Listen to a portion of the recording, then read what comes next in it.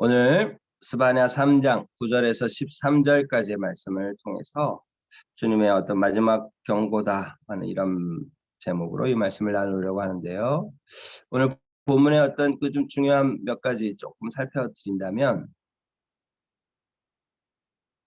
주님께서 이 지금 심판을 계속 명하고 계십니다. 그런데 오늘 이 3장 9절부터 13절로 이렇게 넘어가는 이 흐름 속에서는 그 심판의 메시지보다는 구원의 메시지의 선포가 더 강하게 나타납니다. 이 심판과 구원이 동시에 나타납니다. 어떤 이런 질문을 하게 되는 상황이 되는 거죠. 그래서 그때 내가 여러 백성의 입술을 깨끗하게 하여 그들이 다 여호와의 이름을 부르며 한 가지로 나를 섬기게 하라. 경고하시고 심판하시는데 이런 일들이 일어나는 거죠. 구원이 일어나는 거예요. 그래서 특별히 여기 이 깨끗하게 하여라는 이 말은 이 히브리 문법을 보면 깨끗하게 변화시킨다 이런 뜻이에요. 그래서 이게 이 좀 강조된 편이다 이렇게 말할 수 있겠죠. 깨끗하게 하는 것도 변하고 변화시키는 것도 변화인데 그 두 가지 동사를 같이 묶어서 깨끗하게 변화시킬 것이다. 이렇게 설명하고 있다는 거죠. 그래서 하나님께서 이렇게 강권적으로 하신다 이런 맥락이 숨어 있는 거고요. 또 10절로 넘어가면 내게 구하는 백성, 이 하나님을 구하는 백성이 있더라는 거예요. 그럼 이 구하는 백성이 누구겠어요?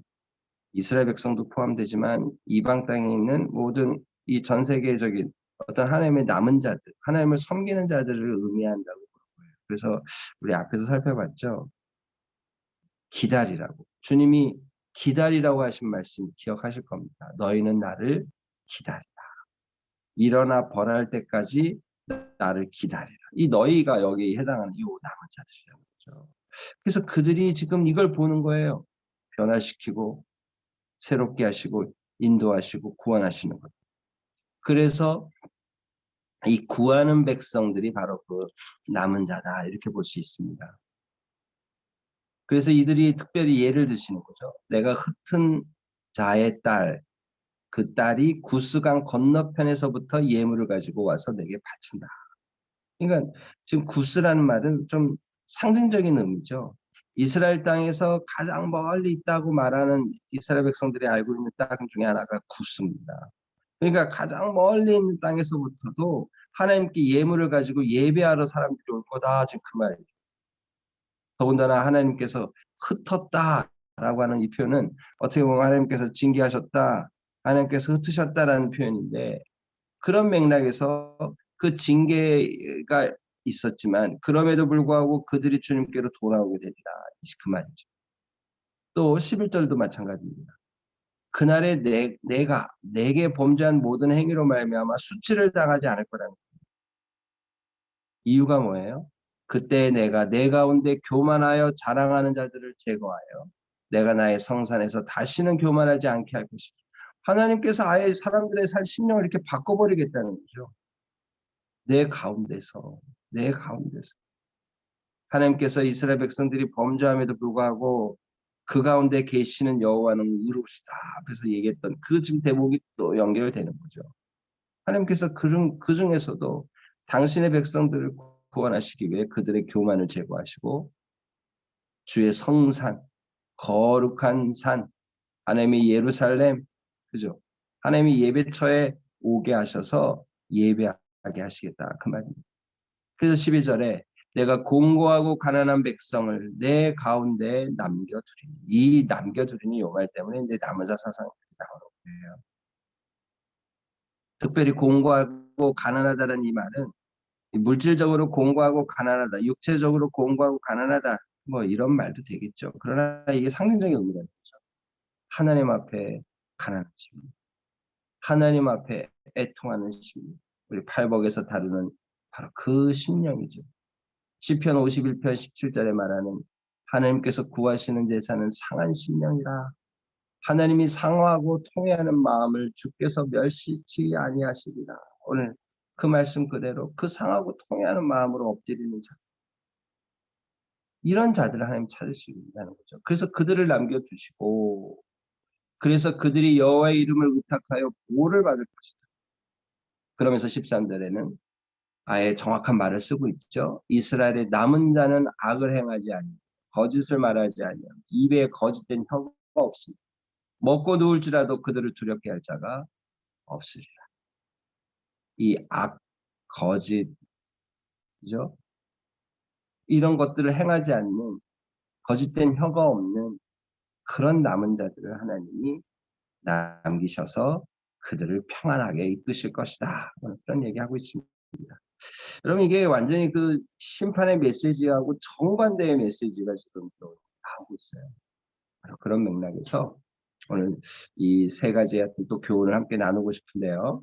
하나님의 심판은 구원을 위한 과정이라는 거예요. 하나님은 심판을 심판 자체로 즐기시는 그런 어떤 세디스트적인 하나님 아니신 거죠. 심판하시는데 그 심판의 메시지를 미리 증거하고 또 심판 자체를 행하신 거죠. 주님께 돌아오기를 원하시는 거죠.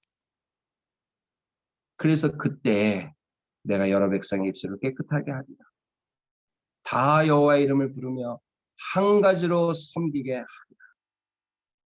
이 원래 원어로 직역을 해보면 그들이 다 여호와의 이름을 부르며 한 가지로 나를 섬기도록 깨끗하게 변화시키리라. 이제 그런 맥락이에요. 예. 그러니까 하나님이 원하시는 건 뭐예요? 변화예요, 변화. 그래서 주님을 다시 섬기고 주님과의 교제가 회복되기를 하나님이 원하신다. 그 말씀하시는 거죠. 근데 한번 생각해 보세요. 입술을 깨끗하게 했다. 한 가지로 나를 섬기고 여호와 이름을 불렀다. 이 여기서 입술이란 말이 단수로 쓰였습니다. 입술 들이어야 되는데 입술이다 이렇게 단수로 썼어요. 물론 대표 단수다 뭐 이렇게 해석할 수도 있겠죠. 그런 학자들은 뭐라고 얘기하냐면 한 가지 언어를 얘기할 거라는 거예요. 그 한 가지 언어가 뭐예요? 여호와를 찬양하는 언어, 여호와를 높이는 언어, 여호와를 기뻐하는 언어예요. 그것이 진짜 물리적으로 하나의 언어일 수도 있겠지만 하나의 언어. 여러분 그래서 이게 또 한 가지로 모두가 합하여 이런 뜻이죠. 어깨와 어깨를 나란히 한다는 뜻이에요. 이 원어로 보면.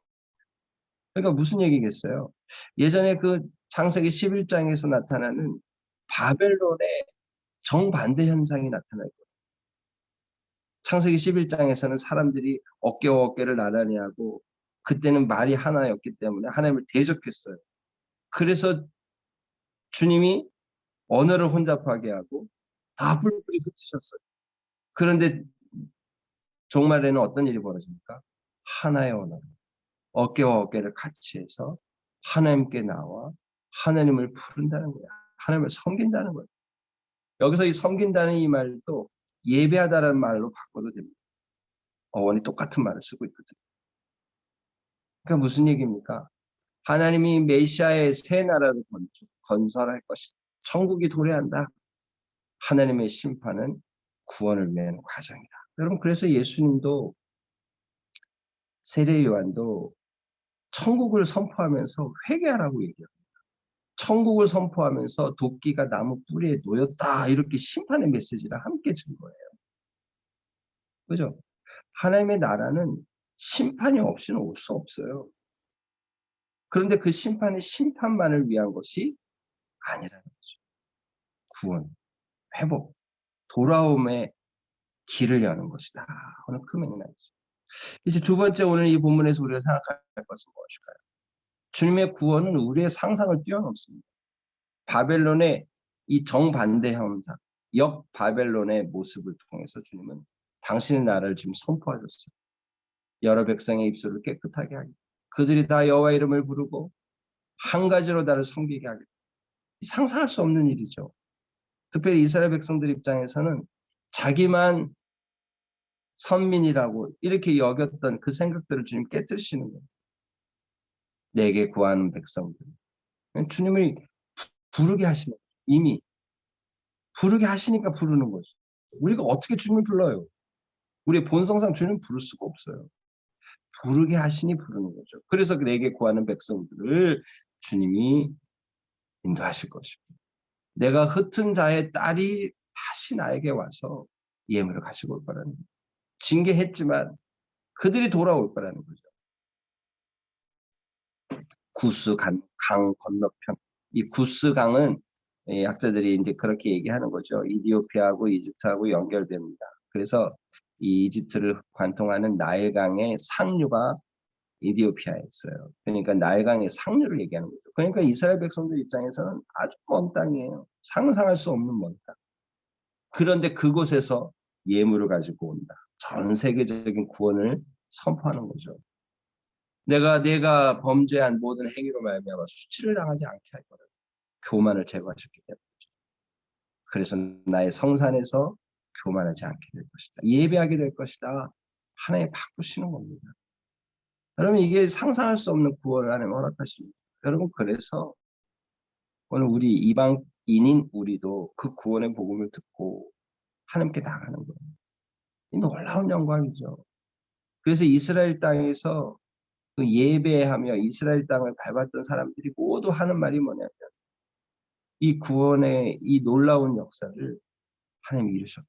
구약의 이런 이방인 구원의 역사를 이루셨다고. 그 감격 속에서 이스라엘 땅을 다 밟았습니다. 바로 그런 거죠. 그래서 이사야 65편 1절을 이렇게 우리가 한번 이해할 수 있는데요. 이사야 65편 1절은 이렇게 말합니다. 나는 나를 구하지 아니하던 자에게 물음을 받았으며 나를 찾지 아니하던 자에게 찾아냄이 되었으며 내 이름을 부르지 아니하던 나라에 내가 여기 있노라. 내가 여기 있노라. 하나님 그들을 찾아가셨어요. 내가 여기 있다. 그들을 찾게 하셔서 그들을 만나주셨다. 오늘 그 얘기죠. 하나님의 구원은 우리의 상상을 뛰어넘습니다. 여러분 인간의 만든 종교는요. 다 자기 힘에 의한 결과로서의 구원을 이야기합니다. 내가 어떻게 해야 돼? 내가 어떻게 해야 하는 것이 중요해요. 적선을 해야 되고 돌을 닦아야 되고 그죠? 다 그런 것들이 필요합니다. 그럼 오늘 우리는 그러지 않아요. 기독교에서의 구원은 하나님의 일방적인 구원을 먼저 우리에게 허락하세요. 주님이 죄 많고 주님을 찾을 수조차 없는 부패하는 우리를 찾아오셔서 일방적인 은혜로 구원하세요. 그리고 나서 이제 구원 받은 백성으로 살아라라는 것이지 너희가 구원받은 백성으로 사는 여부에 따라서 구원을 주겠다는 게 아닌 거죠. 그럼 이게 인간의 상상을 뛰어넘는 하나님의 일방적인 은혜, 하나님의 일방적인 긍휼하심으로 우리가 하나님을 섬기게 되는 거죠. 그 평강 가운데 살게 되는 거예요. 이제 세 번째는 뭘까요? 이제 오늘 아까 여러 구절에서 본 것처럼 내가 공고하고 가난한 백성을 내 가운데 남겨두리라. 그들이 여호와의 이름을 의탁하여 보호를 받고 이스라엘 남은 자는 악을 행하지 아니하며 거짓을 말하지 아니하며 입에 거짓된 혀가 없으며 먹고 마실지라도 두려울 것이 없다. 남은 자의 모습을 설명하고 있다는 거죠. 정말 우리가 심령이 가난한 자, 애통하는 자, 마음이 상한 자를 찾으시는 주님 앞에 우리가 반응하는지 돌아봐야 돼요. 우리가 과연 남은 자인지. 주님이 그 남은 자를 찾으십니다. 그 남은 자가 당신의 구원의 영광을 보는 거예요. 그래서 시편 15편 1절부터 이런 이야기를 합니다. 다 읽어드릴 수는 없습니다만 여호와여 주의 장막에 머무를 자 누구오며 주의 성산에 사는 자 누구오니까 하면서 이제 시인이 그 질문에 답을 합니다. 정직하게 행하며 공의를 실천하며 그의 마음에 진실을 말하며 그의 혀로 남을 허물하지 아니하고 그의 이웃에게 악을 행하지 아니하며 그의 이웃을 비방하지 아니하며 쭉 나와요. 이런 자들이 성산에 거합니다. 그런데 이런 자들이 있을까요? 없어요. 그럼 어떻게 해야 됩니까? 하나님이 그 일을 하시는 거죠. 구약의 백성들에게는 율법을 주셔서 그 일을 하게 도우셨어요. 근데 그게 불가능합니다. 힘듭니다. 그래서 주님은 이 땅에 이제 예수님이 오셔서 우리를 완벽하게 구원하셔서 새로운 창조물이 되게 하시어 이 모든 일을 행할 수 있는 힘과 능력을 우리에게 주신 겁니다. 자유를 주신 거예요. 그래서 이제 우리가 이 일을 하는 거죠. 그러니까 하나님이 구원하게 하시는 은혜로 이 일을 하게 하셔서 당신의 거룩한 땅, 당신의 거룩한 산에 올라가 예배하는 자가 되게 하신다는 거죠. 바로 이런 자로 우리가 살아야 됩니다. 그럼 이것들을 또 율법으로 받으시면 안 돼요. 이렇게 살아야 되는데, 이렇게 살아라고 하셨는데. 여러분, 이렇게 하면서 이것을 자꾸 이끌어 받지 마시고, 포인트는 어디에 있어요? 주님, 저는 부족합니다. 주님, 저는 불가능합니다. 그러나 주님, 함께 하시면 됩니다. 주님, 제가 성령 의지합니다. 성령의 어떤 음성에 귀 기울이며 오늘도 살기 원합니다. 말씀해 주세요. 가르쳐 주세요. 저를 인도해 주세요. 하고 주님께 나가면 되는 거죠. 그렇게 살 때 우리는 이제 재림의 주님 앞에 남은 자가 됩니다. 여러분, 그래서 데살로니가 전서에 나오는 이 데살로니가 교회에 대해서 사도 바울이 이렇게 설명하셨어요. 칭찬하셨어요. 데살로니가 전서 5장 4절은 이렇게 말합니다. 형제들아, 너희는 어둠에 있지 아니하매 그날이 도둑같이 너희에게 임하지 못하리니. 이거 정말 멋진 칭찬 아닙니까?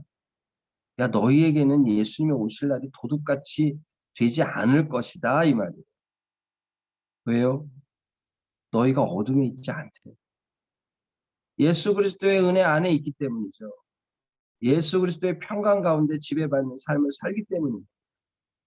여러분, 오늘 하루도 우리가 이런 삶을 좀 꿈꿔야 되지 않겠어요? 하나님, 주의 은혜가, 주의 평강 가운데 살기 원합니다. 지난 주일날 이 말씀 나눴던 말씀 좀 기억하시면서 하나님, 그래서 주의 은혜와 평강 가운데 남은 자로 주 앞에 서서 주의 영광 되는 자들 되게 해주십시오. 오늘 하루도 이런 주님과 동행하며 기쁨으로 주님을 섬기며 사는 저희들 되게 하여 주옵소서. 이렇게 기도하시며 오늘 하루 기도로 무장하여서 오늘 하루 또 승리의 하루 더 연장하는 또 새로워지는 우리 모두가 될 수 있기를 주님의 이름으로 축복합니다. 아멘. 한번 기도하겠습니다.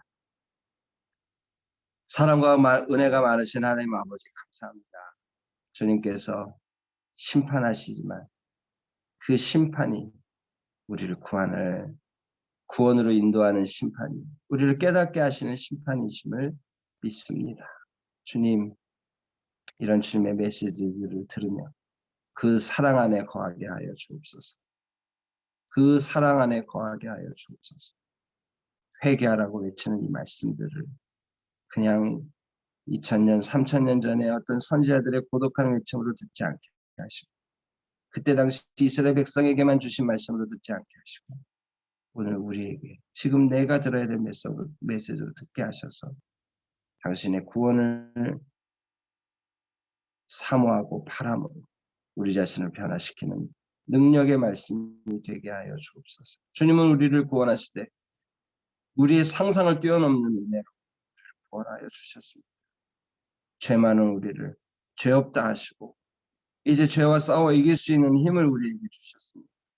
성령이 우리를 성전 삼아 거주하는 놀라운 은혜가 우리에게 있습니다. 주님, 이런 은혜를 기억하며 오늘도 가난한 심령으로, 애통하는 심령으로 남은 자로 살아갈 수 있게 하여 주옵소서. 순간순간 이런 우리의 정체성을 잃어버리고 당장의 욕심과 탐욕에 흔들리고 넘어지지만 주님도 다시 일어나서 주의 말씀 붙잡고 나가는 저희들 되게 하여 주셔서 데살로니가 교회의 성도들이 들었던 이런 칭찬을 우리도 들을 수 있도록 너희는 어둠에 있지 아니하매 그날이 도둑같이 너에게 임하지 못하리라 했던 것처럼 주님이 언제 오시든지 두 손 들고 주님을 맞을 수 있는 믿음의 사람들 다 되게 하여 주옵소서. 우리 안에 몸이 연약한 자들 기억하시고 저들의 삶의 여러 수고들을 주여 기억하시고 하나님 붙잡으셔서 오늘도 주님의 치유하시고 지키시는 은혜를 경험케 하시며 삶의 어려움들을 가지고 기도하며 작정하고 기도하며 나가는 종들을 붙잡으시고 위로하셔서 당신 행하신 일들을 기대하며 주의 모든 지각에 뛰어난 평강에 지배받는 하루 되게 하여 주옵소서. 감사드리며 예수님의 이름으로 기도하옵나이다. 아멘.